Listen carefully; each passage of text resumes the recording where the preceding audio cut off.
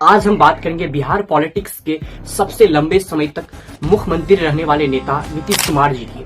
नीतीश कुमार जिनको लोग सुशासन बाबू भी कहते हैं, लेकिन सवाल ये उठता है कि क्या उनका ब्रांड ऑफ गवर्नेंस आज भी उतना ही स्ट्रॉन्ग है।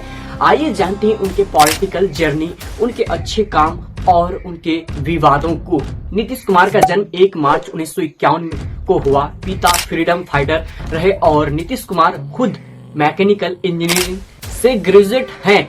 पॉलिटिक्स में आने से पहले नीतीश कुमार ने इलेक्ट्रिसिटी बोर्ड में जॉब भी किया था, यानी एक इंजीनियर से नेता तक का सफर। लेकिन जल्द ही उन्होंने तय कर लिया कि करियर इन पॉलिटिक्स ही उनकी असली राह है। 1970 में जेपी आंदोलन यानी टोटल रिवोल्यूशन के दौरान नीतीश कुमार राजनीति में सक्रिय हुए। शुरुआत में वो लोक दल से जुड़े, फिर 1980 में उन्होंने जनता दल ज्वाइन किया। 1985 में पहली बार एमएलए बने और फिर धीरे धीरे बिहार की पॉलिटिक्स में अपनी पहचान बनाने लगे। लालू प्रसाद यादव के करीबी भी रहे, लेकिन बाद में उनके खिलाफ खड़े होकर अपनी इंडिपेंडेंट पॉलिटिकल आइडेंटिटी बनाई। नीतीश कुमार पहली बार 2000 में बिहार के सीएम बने, लेकिन वो सरकार सिर्फ 7 दिन चली। 2005 में उन्होंने जेडीयू और बीजेपी गठबंधन के साथ सरकार बनाई और लंबे समय तक बिहार के चीफ मिनिस्टर बने।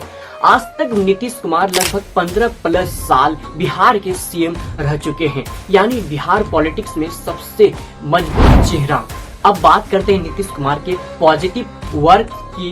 रोड्स एंड इलेक्ट्रिसिटी, बिहार की सड़कें और बिजली व्यवस्था को उन्होंने काफी सुधार दिया। कनेक्टिविटी बढ़ाई, गर्ल्स एजुकेशन, साइकिल योजना और स्कॉलरशिप से लड़कियों की पढ़ाई में बड़ा बदलाव आया। लॉ एंड ऑर्डर, लालू राज की लॉलेसनेस के बाद लोगों को लगा कि अब क्राइम कम हुआ है। हेल्थ केयर एंड पंचायती राज, गांव-गांव में हॉस्पिटल और पंचायतों को मजबूत किया।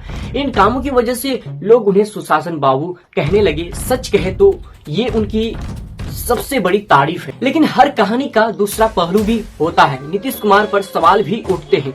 उन्होंने बार बार गठबंधन बदले, कभी बीजेपी, कभी आरजेडी, कभी कांग्रेस, कभी फिर बीजेपी। लोग पूछते हैं, इज दिस आइडियोलॉजी और just politics of power. Bihar से रोजगार के लिए माइग्रेशन आज भी जारी है। रोजगार के मुद्दे पर नीतीश कुमार अब तक जवाब नहीं दे पाए। लीकर बैन यानी शराबबंदी कानून अच्छे इरादे से किया, लेकिन ग्राउंड पर इससे करप्शन और इलीगल लीकर ट्रेड बढ़ा। शिक्षा व्यवस्था अभी भी कमजोर है, स्टूडेंट्स सड़क पर प्रोटेस्ट करते रहते हैं। तो सवाल उठता है, क्या नीतीश कुमार ने बिहार को वैसा बदला जैसा उन्होंने प्रॉमिस किया था। अब आने वाले विधानसभा इलेक्शन नीतीश कुमार फिर से जनता के सामने हैं।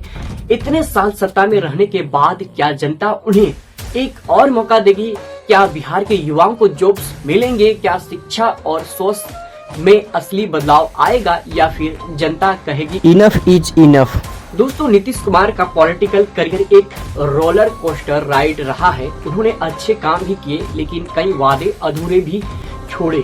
अब सवाल आपसे है, क्या नीतीश कुमार आज भी बिहार की पहली पसंद है, या अब बदलाव का वक्त आ चुका है?